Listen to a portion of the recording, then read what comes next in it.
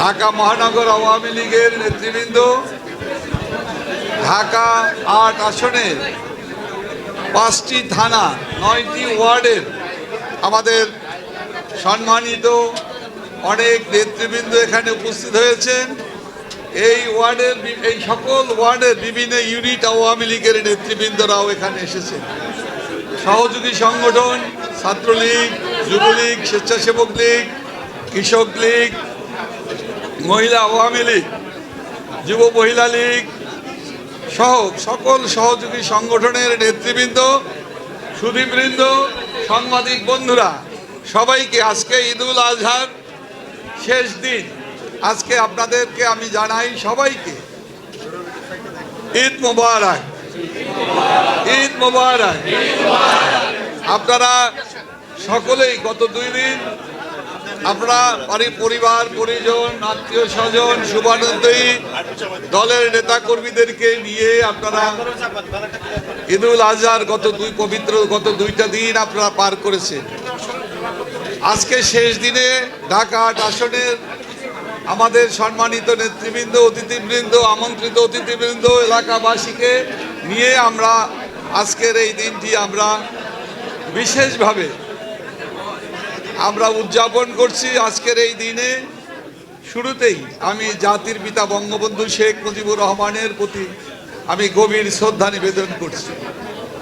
জাতির পিতার সহধর্মিণী বেগম ফজিলাতুন্নেসা মুজিব সহ পরিবারের যে 18 জন সদস্য সেদিন নিহত হয়েছেন, শাহাদাত বরণ করেছেন, তাদের প্রতি আমি গভীর শ্রদ্ধা নিবেদন করছি এবং সকলের রুহের মাগফিরাত কামনা করছি। আমি কারাগারের অভ্যন্তরে জাতীয় নেতা, 4 নেতা সহ সকল মুক্তিযোদ্ধা এবং গণতান্ত্রিক আন্দোলনে যারা জীবন দিয়েছেন সকলের প্রতি আমি গভীর শ্রদ্ধা নিবেদন করে আমি আজকের এই পবিত্র ঈদুল আজহার এই দিন, আজকে এই ঈদুল আজহাকে সামনে রেখে লক্ষ লক্ষ মুসলমানরা পবিত্র মক্কা নগরীতে আরাফাতের ময়দানে সমবেত হয়েছিলেন ঈদুল আজহা হজ পালনের জন্য। আজকে সকল বিশ্বের সকল মুসলমান এবং হাজিদেরকে আমি হজ মোবারক এবং সালাম জানাই।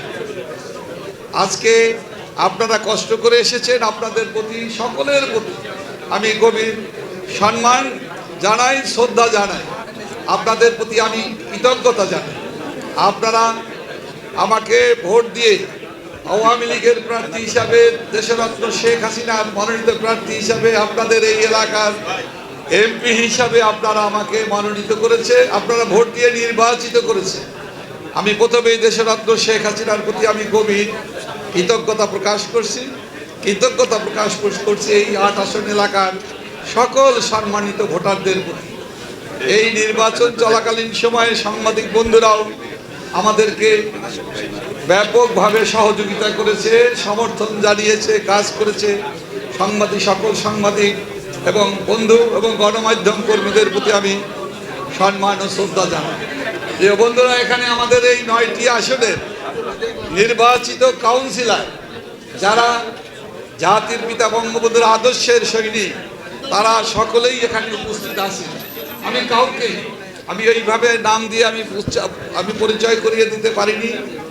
আপনারা ক্ষমাসুন্দর দৃষ্টিতে দেখবেন, আপনারা কষ্ট করে এসেছেন। আমি আপনাদের কাছে বিনয়ের সাথে আহ্বান জানাবো, নিচে অডিটোরিয়ামে সামান্য খাওয়া দাওয়ার ব্যবস্থা আছে। নিজের মতো মনে করে, নিজের বাড়ি মনে করে আপনারা সেখানে উপস্থিত হয়ে ধীরে ধীরে আপনাদের সামান্য যে আয়োজন সেখানে অংশগ্রহণ করবেন।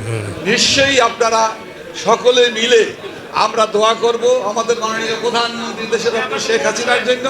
আল্লাহ রাব্বুল আলামিন তাকে হায়াতে তয়্যিবা দান করুন। তিনি যাতে আমাদের 18 কোটি মানুষের সেবা করতে পারেন। মুক্তিযুদ্ধের চেতনার বাংলাদেশ, অসাম্প্রদায়িক বাংলাদেশ, গণতান্ত্রিক বাংলাদেশ গঠনে আমরা সবাই তার পাশে আছি। তিনি সুস্থ থাকলে, তিনি দীর্ঘজীবী হলে বাংলাদেশ, বাঙালি জাতি উপকৃত হবে।